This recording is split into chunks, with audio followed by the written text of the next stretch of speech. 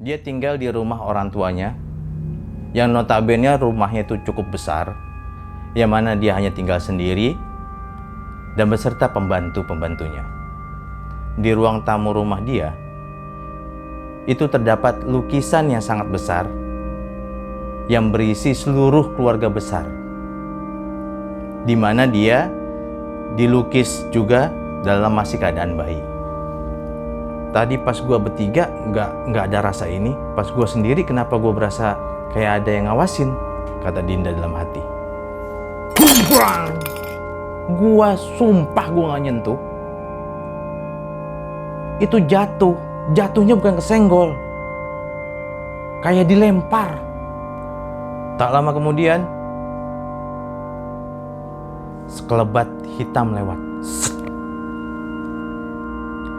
Lukisan ini memiliki sejarah yang kelam buat keluarga besar kita.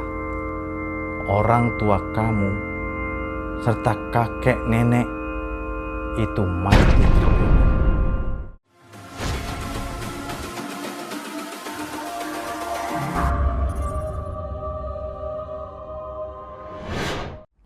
Assalamualaikum warahmatullahi wabarakatuh. Kembali lagi bersama saya di episode Ritan Cerita Setan.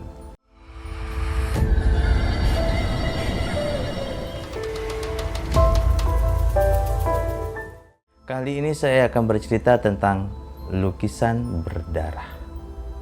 Tetapi kepada seluruh sahabat Q Misteri di luar sana, jangan lupa untuk like, subscribe, komen, share, serta nyalakan lonceng notifikasinya supaya tidak tertinggal episode-episode selanjutnya yang pasti lebih seru dan lebih misteri. Oke, sekarang kita lanjut. Ceritanya seperti apa lukisan berdarah itu? Lukisan berdarah ini saya dapat cerita dari teman saya. Yang kebetulan teman saya ini salah satu yang boleh dianggap sultan lah buat saya.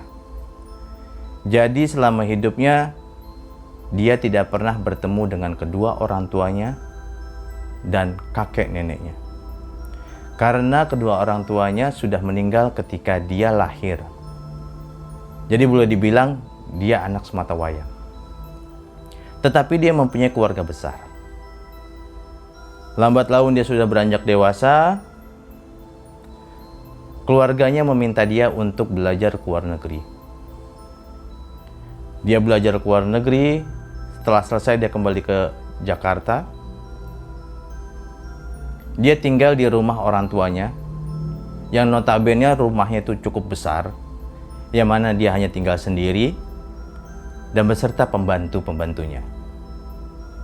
Tetapi ada suatu hal yang aneh, yaitu ketika dia sampai ke rumahnya, biasanya di ruang tamu tersebut, di ruang tamu rumah dia, itu terdapat lukisan yang sangat besar yang berisi seluruh keluarga besar. Di situ juga terdapat kakek, nenek, serta ayah dan ibunya. Di mana dia dilukis juga dalam masih keadaan bayi. Pada awalnya dia tidak terlalu memikirkan lukisan tersebut. Sebut saja teman saya ini namanya Dinda.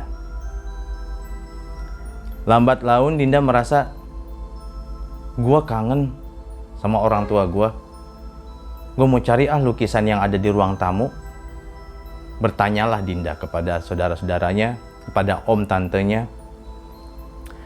Om, tante, lukisan di ruang tamu yang gede kemana ya? Semenjak saya kembali ke Jakarta, saya tidak pernah melihat lukisan tersebut.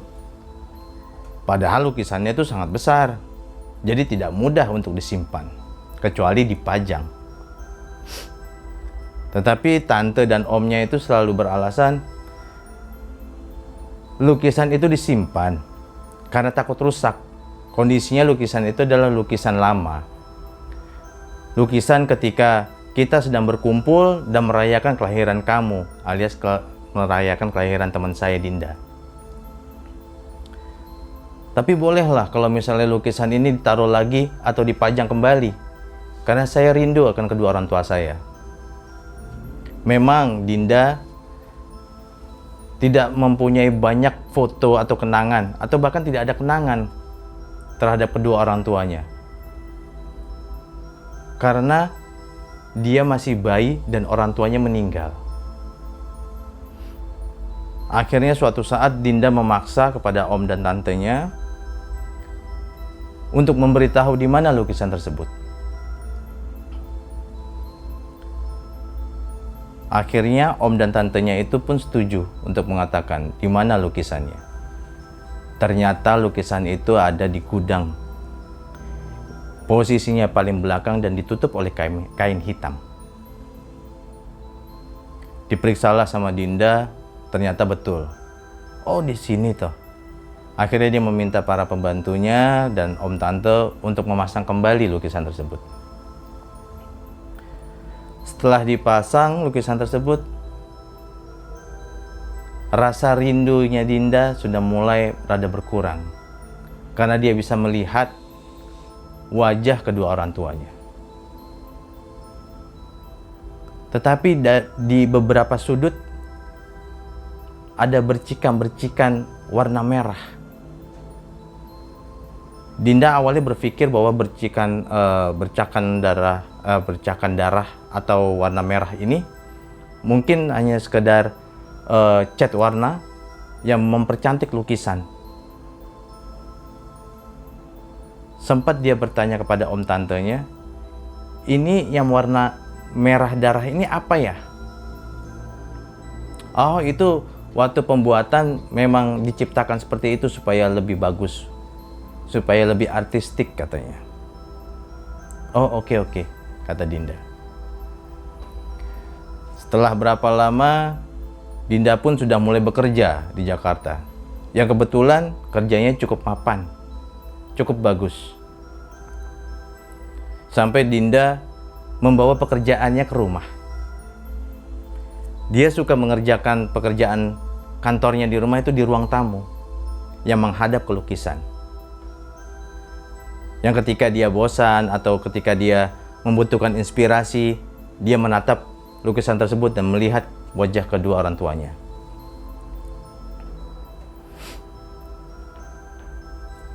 Mereka pada awalnya, si Dinda ini merasa itu hal yang biasa. Tapi lambat laun, ketika dia melihat lukisan tersebut, sepertinya dia ditatap kembali oleh lukisan tersebut. Tetapi tidak semuanya. Hanya ada 4 yang menatap Dinda sepertinya. Yaitu ayahnya Dinda, ibunya Dinda, kakek, serta neneknya. Dinda merasa 4 orang ini seperti menatap, seperti melihat, mengawasi Dinda bekerja. Karena Dinda belajar di luar negeri, dia merasa, itu mah cuma halusinasi doang. Tidak ditanggapi oleh Dinda. Sampai suatu ketika, ada beberapa temannya Dinda menginap ke rumahnya. Temannya Dinda itu bernama Dewi dan bernama Sinta. Yang mana Sinta ini memiliki kelebihan. Dia lebih sensitif terhadap hal-hal yang berbau mistis.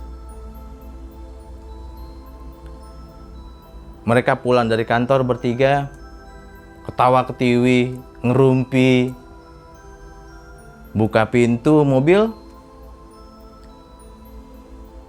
Si Sinta sudah mulai diam. Si Dewi sama Dinda merasa, kenapa lu Sin? Lu kok diam aja? Orang tadi di mobil ketawa ketiwi ngerumpi. Sinta hanya diam dan tersenyum sinis. Akhirnya ya udah yuk, kita masuk yuk. Kita lanjut kerja aja di ruang tamu. Akhirnya mereka masuk dan beristirahat di ruang tamu. Si Sinta duduk terdiam dan tidak berani menghadap ke lukisan. Dia menunduk saja. Si Dewi ajak ngobrol, Sintanya, iya, iya. Sampai si Dewi sempat kesal kepada Sinta, lu gimana apa sih? Kok jadi nggak semangat kayak gini? Kita masih ada kerjaan nih. Tak lama kemudian si Dinda datang sambil membawa cemilan. Mereka siap bekerja di situ. Lambat laun Sinta sudah mulai terbiasa. Mereka bekerja. Dewi dan Sinta sempat tertidur di ruang tamu. Tetapi Dinda masih tetap bekerja. Dinda merasa seperti sebelumnya, hari-hari sebelumnya, dia merasa kok tadi pas gua bertiga nggak ada rasa ini, pas gua sendiri kenapa gua berasa kayak ada yang ngawasin, kata Dinda dalam hati.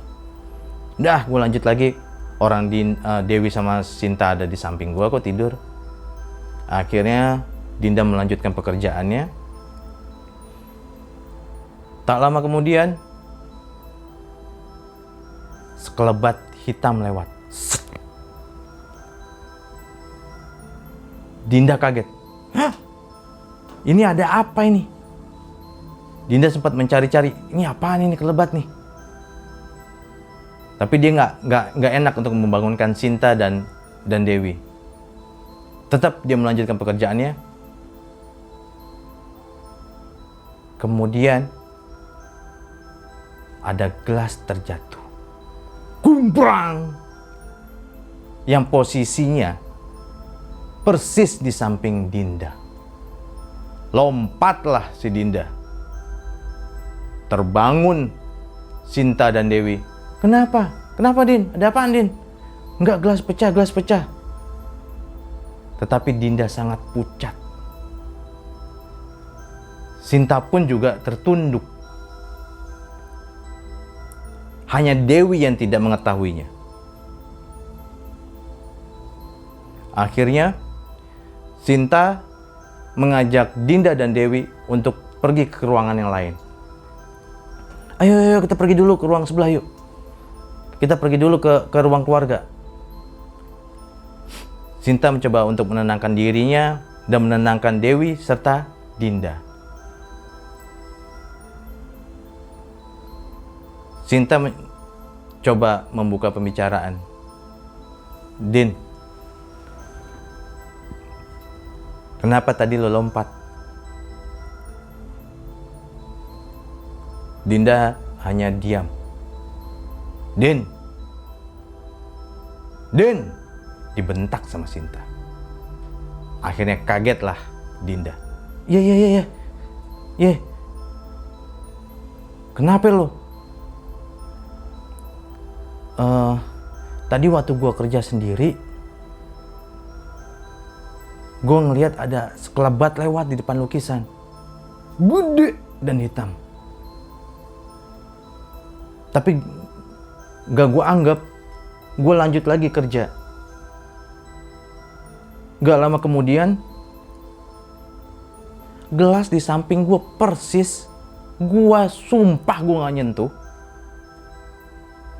Itu jatuhnya bukan kesenggol, kayak dilempar.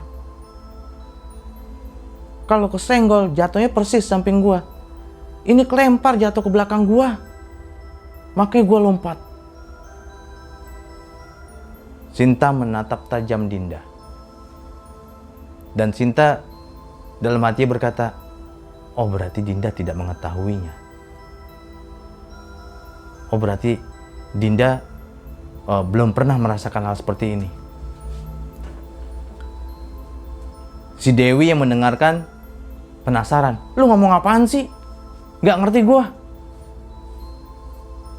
Akhirnya Sinta coba menjelaskan.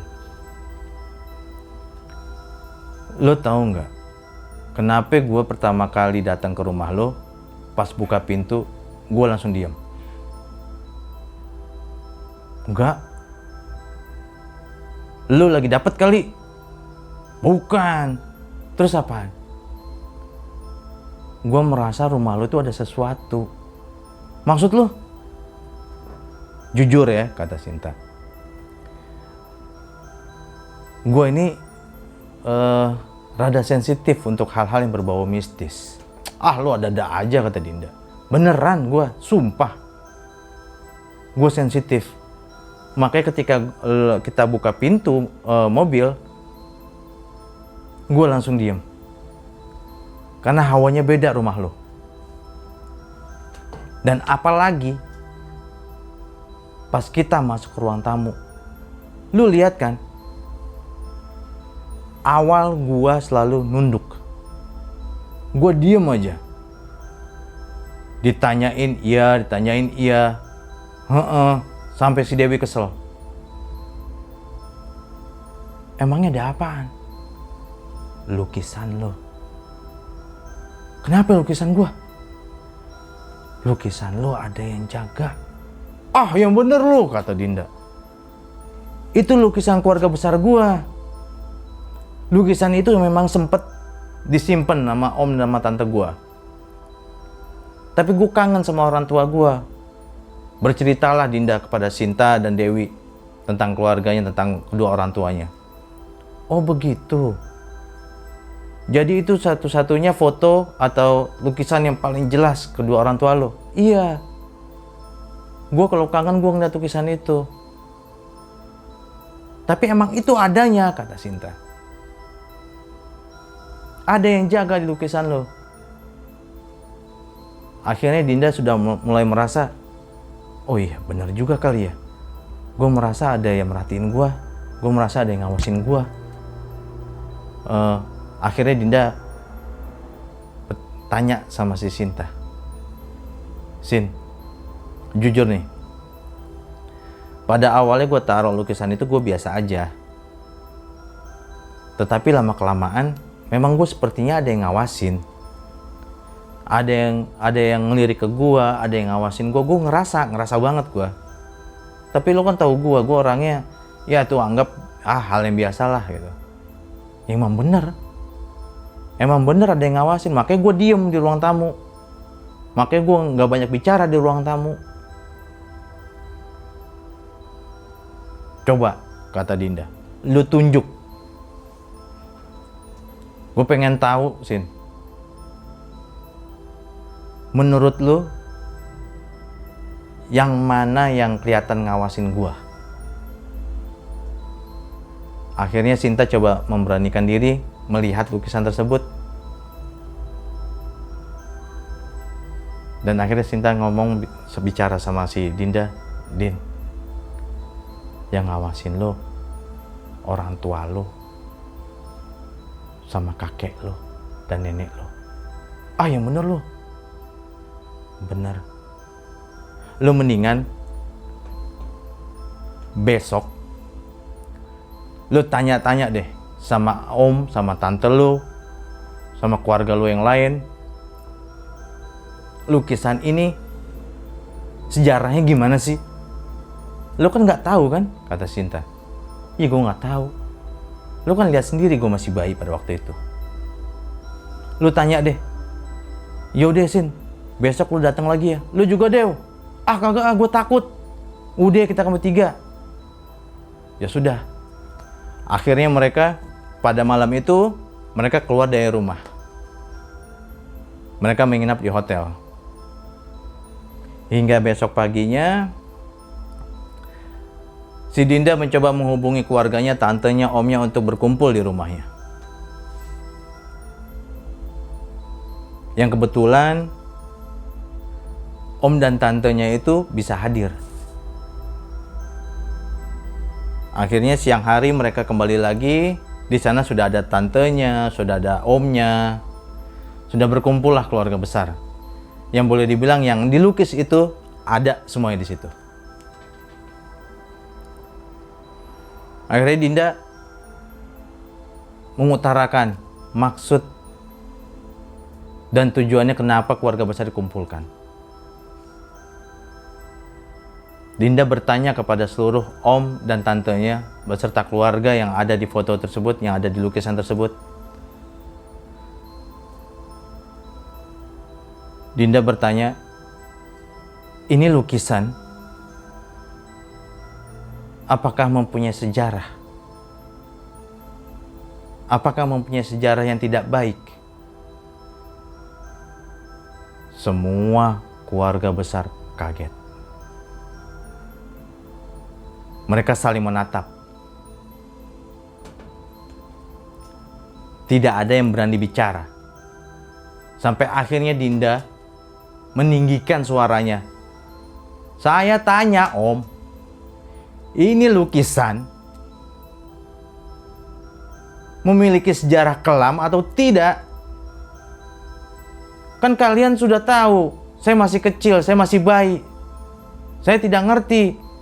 Coba ceritakan. Akhirnya, salah satu om yang dituakan menceritakan. Om ini bernama Roni. Oke, Din. Gua cerita nih. Kita keluarga besar sebelumnya mengucapkan beribu-ribu maaf kepada lu, Din. Maksudnya, Om?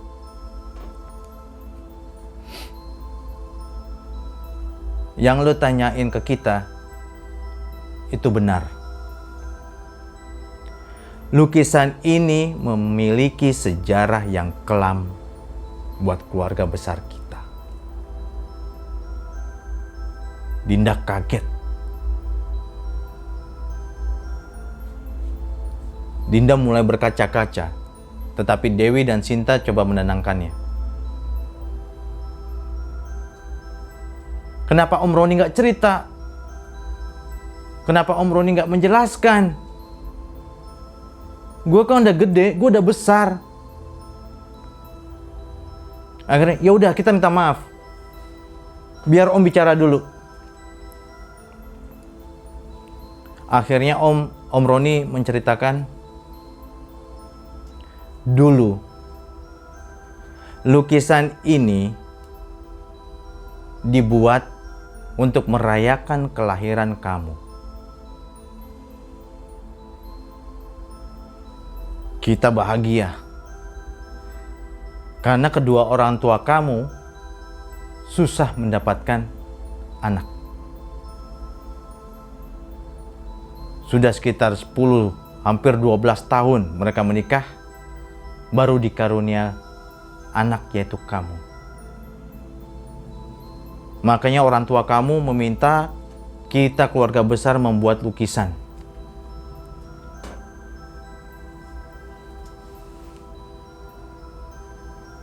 Akan tetapi,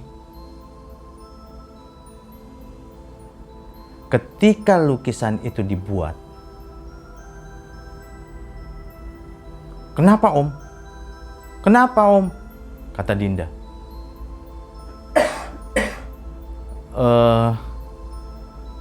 Gue nggak tega ceritanya. Nggak tega kenapa?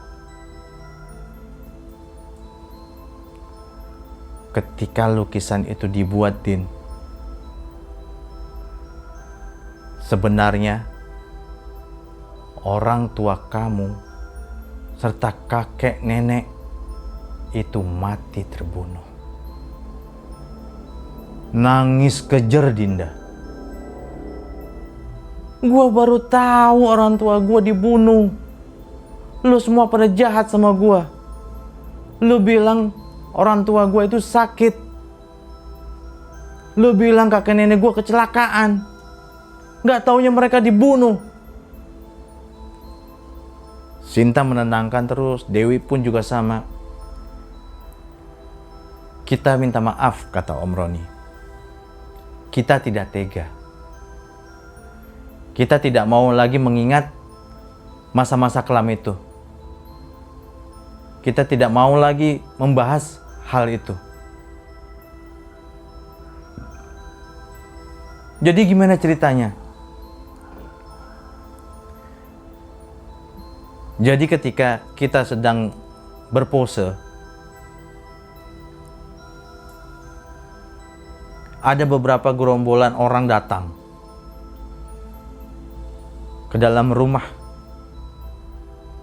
mencari bapak kamu. Kita keluarga besar tidak tahu apa-apa. Gerombolan ini datang dengan membawa senjata tajam.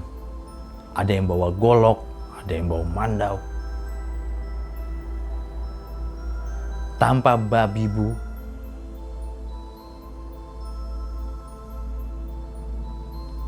kita kocar-kacir. Gerombolan ini menyerang bapak kamu. Sedangkan kakek mencoba untuk menyelamatkan, terbunuh juga. Begitupun dengan nenek dan ibu kamu yang ingin menyelamatkan kamu. Nangis. Benar-benar nangis Dinda. Dia tidak bisa menahan rasa sedihnya. Ternyata orang tuanya terbunuh.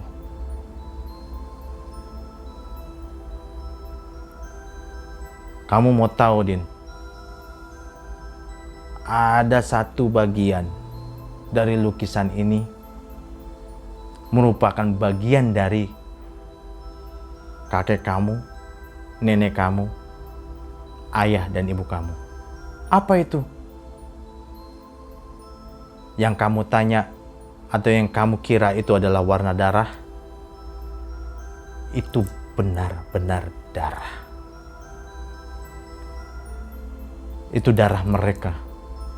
Darah ibu kamu, darah bapak kamu, kakek serta nenek kamu.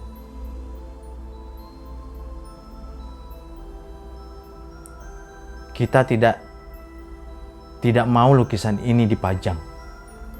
Tapi bagaimana dengan gerombolan itu? Apakah sudah tertangkap? Hal itu sudah selesai. Bahkan dari beberapa orang yang ikut dalam gerombolan itu, sudah ada yang dihukum mati. Sisanya kita tidak tahu.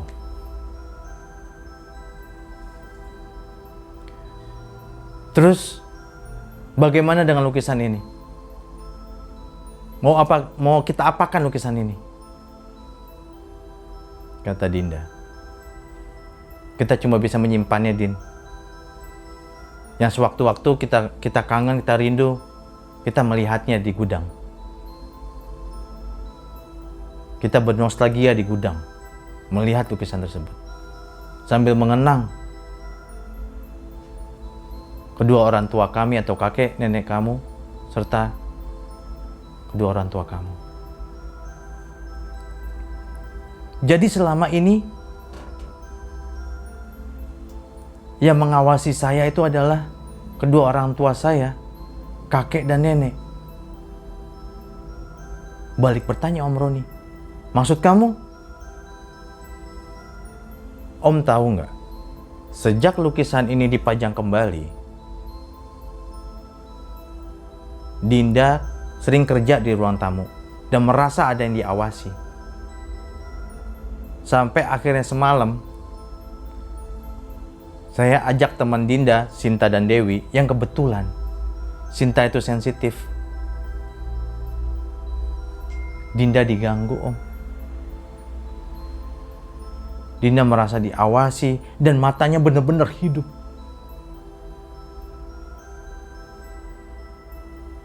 Sampai ketika Dinda lagi bekerja, gelas terjatuh. Mending sekarang, gimana kalau misalnya kita coba mendoakan kedua orang tua, Dinda serta ayah, serta kakek, nenek serta ayah, dan ibu, Om. Ya udah, kita buat mereka senyaman mungkin di sana. Banyak-banyak berdoa kita. Mudah-mudahan tidak ada lagi rahasia di antara kita. Iya Om, Dinda minta maaf karena Dinda memaksa keluarga besar untuk berkumpul. Om pun juga minta maaf karena Om tidak mampu bicara tentang kejadian yang sebenarnya. Saya Ritan, Q Mystery, Everyone Has Story.